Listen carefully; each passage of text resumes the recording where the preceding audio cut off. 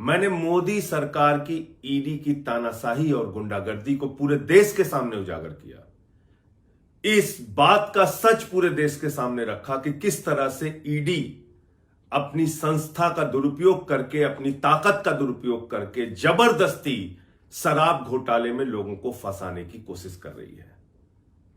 और जब उनको मेरे खिलाफ कुछ नहीं मिला, मुझसे उन्होंने गलती मानी, अब मेरे सहयोगियों के घर छापेमारी कर रही है। आज सुबह पता चला कि मेरे साथियों के घर पे छापेमारी की गई है।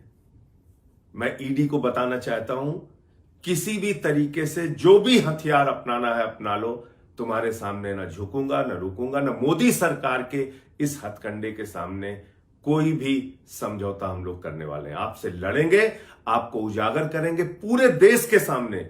ईडी का किस तरह से दुरुपयोग हो रहा है इसको उजागर करके रहूंगा, भले ही सर्वोच्च न्यायालय में जाना पड़े, उच्च न्यायालय में जाना पड़े। इस दादागिरी और तानाशाही के खिलाफ अपनी लड़ाई जारी रखूंगा। आज सुबह जानकारी मिली कि मेरे साथी अजीत त्यागी, सर्वेश मिश्रा, इन लोगों के घर पे छापेमारी की गई है ईडी के द्वारा। ये जबरदस्ती की तानाशाही और गुंडागर्दी जो मोदी सरकार के इशारे पर ईडी कर रही है, मैं साफ तौर पे कहना चाहता हूं, आप सारे हथकंडे अपना चुके, मेरे खिलाफ आपको कुछ नहीं मिला।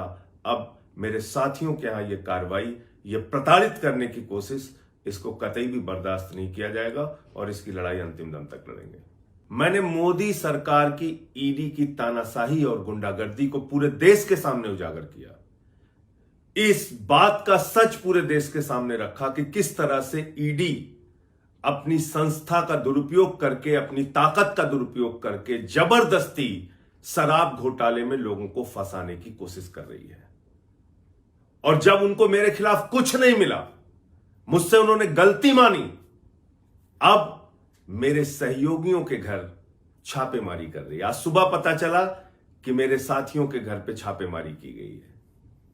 मैं ईडी को बताना चाहता हूं, किसी भी तरीके से जो भी हथियार अपनाना है अपना लो, तुम्हारे सामने ना झुकूंगा, ना रुकूंगा, ना मोदी सरकार के इस हथकंडे के सामने कोई भी समझौता हम लोग करने वाले हैं। आपसे लड़ेंगे, आपको उजागर करेंगे पूरे देश के सामने।